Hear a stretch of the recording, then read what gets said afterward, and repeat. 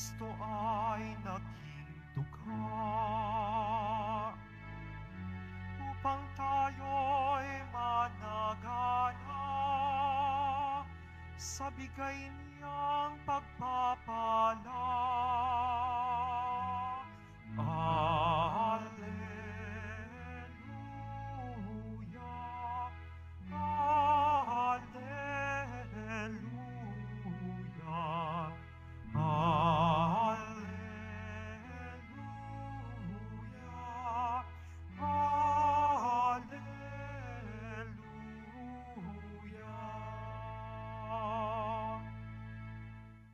Sumainyo ang Panginoon.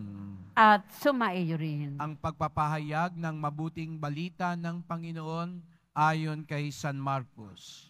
Papuri sa iyo, Panginoon.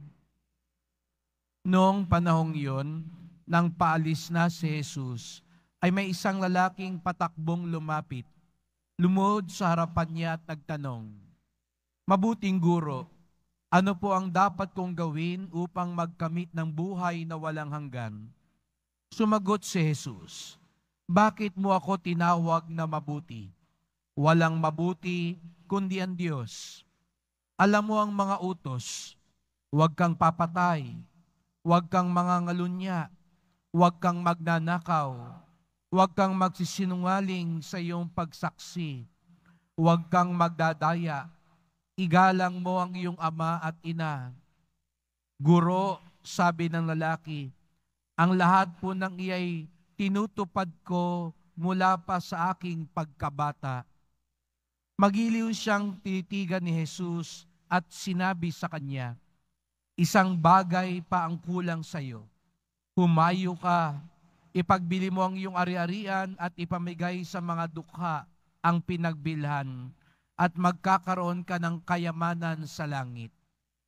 Pagkatapos, bumalik ka at sumunod sa akin." Namanglaw ang lalaki nang marinig ito at malungkot na umalis sapagkat siya'y napakayaman. Tinignan ni Jesus ang mga nasa paligid niya at sinabi sa kanyang mga alagad, "Napakahirap mapabilang ang mayayaman sa mga pinaghaharian ng Diyos." Nagtaka ang mga alagad sa pananalitang ito. Muling sinabi ni Jesus, "Mga anak, talagang napakahirap mapabilang sa mga pinaghaharian ng Diyos. Madali pang makaraan ng kamelyo sa butas ng karayom kaysa pasakop sa paghahari ng Diyos ang isang mayaman." Lalong nagtaka ang mga alagad, kaya't sila'y nagtanungan, kung gayoy, sino ang maliligtas? Tinitigan sila ni Jesus at sinabi sa kanila, "Hindi ito magagawa ng tao, ngunit hindi ito mahirap sa Diyos. Magagawa ng Diyos ang lahat ng bagay."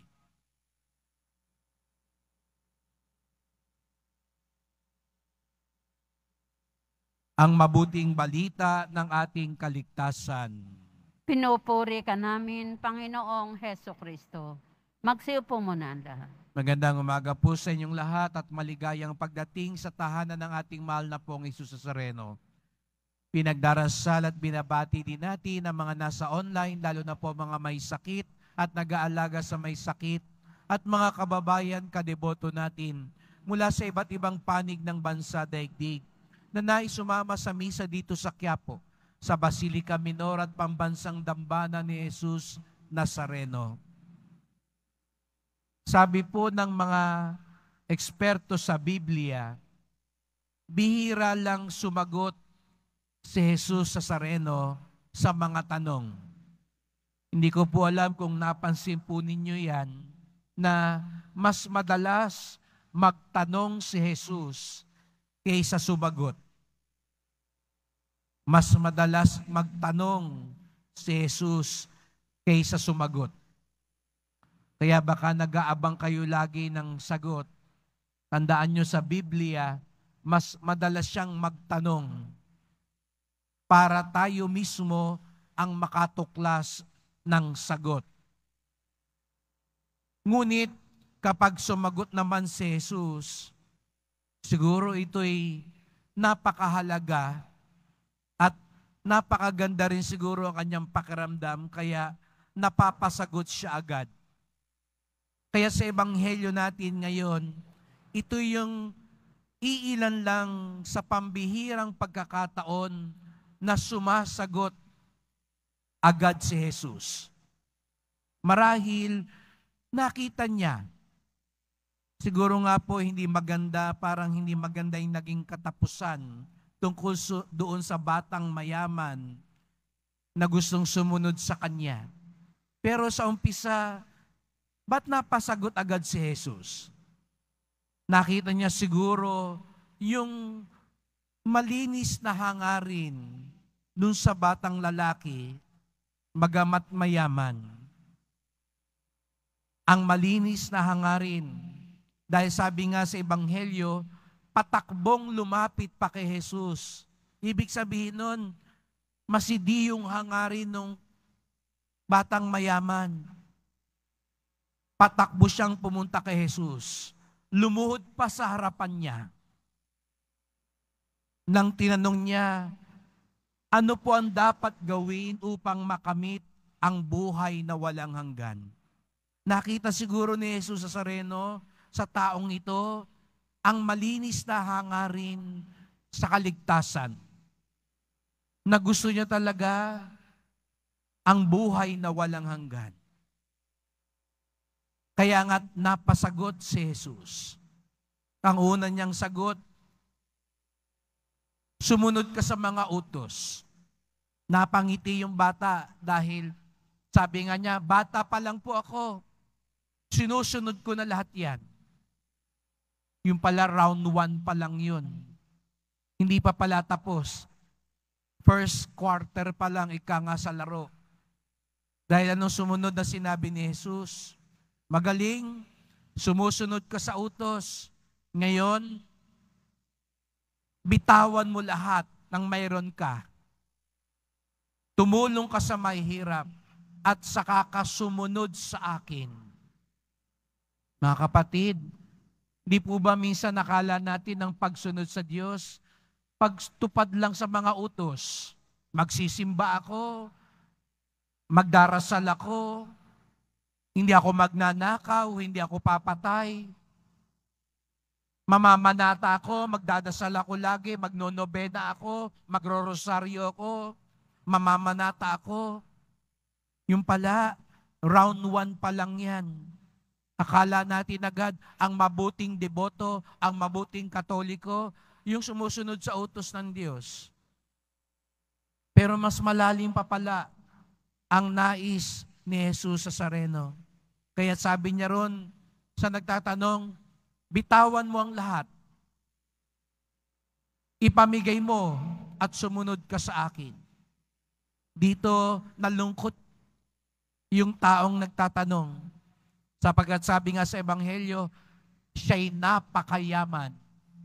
Hindi lamang yung pagkayaman niya ang naging hadlang, kundi yung hangarin niya sa kayamanan ng mundong ito. Ito pala mga kapatid, ang nagiging hadlang sa tunay na pagsunod natin. Sapagkat ang nilalaman pa rin ng puso natin, bagamat gusto natin maligtas, gusto natin ang buhay na walang hanggan, gusto natin ang kaharian ng langit, ang gusto pa rin natin ay ang kayamanan at ligayan ng mundong ito.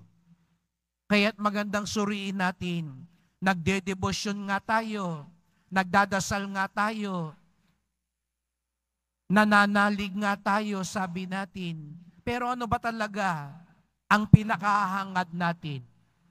Tunay ba na buhay na walang hanggan? Anong pinagdadasal mo lang ngayon? Kalusugan? Kayamanan? Kaginawahan dito sa lupa? O talagang makapiling ang Diyos magpasawalang hanggan? Sa totoo lang, ano ang pinakahangad-hangad natin ngayon? Buhay na walang hanggan? Talaga bang makapiling ang Diyos sa langit o makaginhawa sa langit ang nais natin? Ito ang nais ipamuka ni Jesus Nazareno sa bawat isa sa atin.